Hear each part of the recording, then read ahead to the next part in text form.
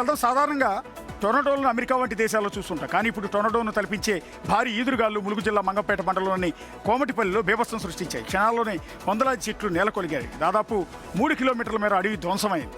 గతంలో మేడారంలో జరిగిన విధ్వంసాన్ని ఈ ఘటన మరోసారి గుర్తు చేస్తోంది. వరుస ప్రకృతి విపత్తులో ములుగువాసుల భయం పెరుగుతోంది. ఈ విపత్తులపై శాస్త్రీయ అధ్యయనం చేసి ముందస్తు చర్యలు తీసుకోవాలని స్థానికులు కోరుతున్నారు. ఒకసారి వనంగల్ వేడు దగ్గరికి వెళ్దాం. వేడు లాస్ట్ టైం కూడా ఇలాగే జరిగింది. అడవి మొత్తం కూడా చెట్లతో సహా చేసింది.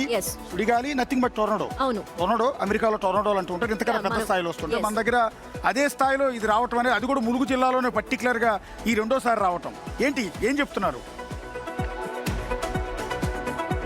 ఇప్పటి వరకు దీనిపై సైంటిస్టులు దాదాపుగా 2 డాక్యుమెంట్లు తీశారు, దానిలో రీసెర్చ్ చేస్తున్నారు. దీంతో ప్రధానంగా ఇక్కడ కొంత ప్రకృతి వైపరీత్యాలు జరగడానికి క్లైమేట్ లో ఇన్స్టేబిలిటీ ఉంటుంది. దాంతో పాటుగా భూమి పొరల్లో కూడా కొంత స్టెబిలిటీ లేదు కాబట్టి ఇక్కడ ఫాల్ట్ జోన్ ఉంది కాబట్టి వస్తున్నాయని చెప్తారు. కానీ ఒక క్లియర్ కట్ గా ఎందుకనేది ప్రధానంగా ఇప్పటి వరకు కూడా ఒక కంక్లూజన్ సైంటిస్ట్ నుంచి కూడా రాలేదు. దీనిపై ఇంకా కంటిన్యూగానే రీసెర్చ్ జరుగుతుంది. యుఎస్ చెందిన ఒక సంస్థ చేస్తుంది.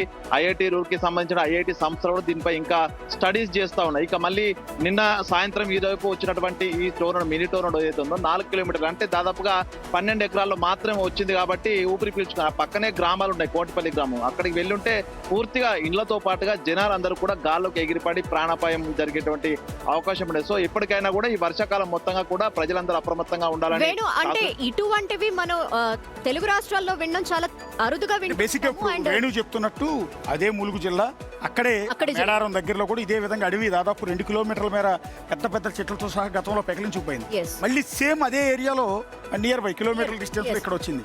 అదే ఊరి మీద గనక వచ్చి ఉంటే ఊళ్ళో ఉన్న ఇళ్లతో సహా మొత్తం కుప్పకూలిపోయే పరిస్థితి, ప్రమాదం ఉండేది కదా వేడు. ఎగ్జాక్ట్లీ. అంటే ఒక్కొక్క చెట్టు దాదాపు 5 నుంచి 6 టన్నుల బరువున్న చెట్లు కూడా గాల్లోకి ఎగిరిపోయి మనం ఒకసారి ఆ విజువల్ చూడొచ్చు. సగానికి మొత్తానికి ఆ చెట్టును విరగొట్టి గాల్లోకి లేపి దాదాపు మీటర్ల దూరం మీద ఇసిరి పడేస్తున్నాయి. అంటే ఆ స్థాయిని బలాన్ని తట్టుకోవడం మనుషుల వల్ల కాదు, వాహనాల వల్ల కూడా కాదు కాబట్టి సో ఇదంతా కూడా కొంత ఈ ప్రకృతి వైపరీత్యాలు ములుగు జిల్లా వాసులకు ఎప్పటికీ టెన్షన్ గా ఉన్నాయి. మరోవైపు డిసెంబర్ లో కూడా 2024 డిసెంబర్ 4వ తేదీన కూడా భూకంపం వచ్చింది ఇదే ప్రాంతంలో.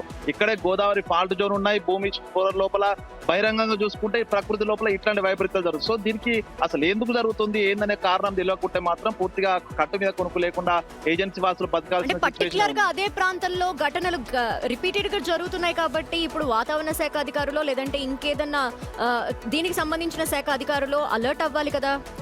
ఏంటి కారణం అనేదన్నా తెలుసుకొని అప్రమత్తం చేయాలి కదా అక్కడ వాళ్ళని. వేణు,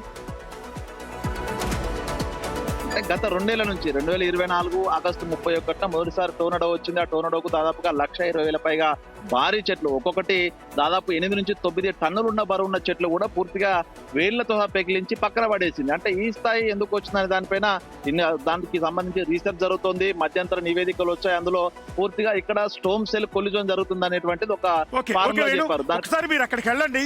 ఎక్కడైతే టొర్నడో వచ్చిందో ఆ ప్రదేశానికి వెళ్ళి గ్రౌండ్ రిపోర్ట్ చేయండి. ఇది వెరీ వెరీ ఇంట్రెస్టింగ్ అండ్ ప్రజలందరినీ కూడా అలర్ట్ చేసే ఇష్యూ. వాతావరణ శాఖ నిపుణులు కావచ్చు, ఎక్స్పర్ట్స్ కావచ్చు, సైంటిస్టులు కావచ్చు, అక్కడికి వెళ్ళి పరిశీలించాల్సిన అంశం. వాతావరణంలో వస్తున్న అనూహ్యమైన ఊహించని మార్పులకు ఇది ఒక నిదర్శనంగా కనిపిస్తోంది. And next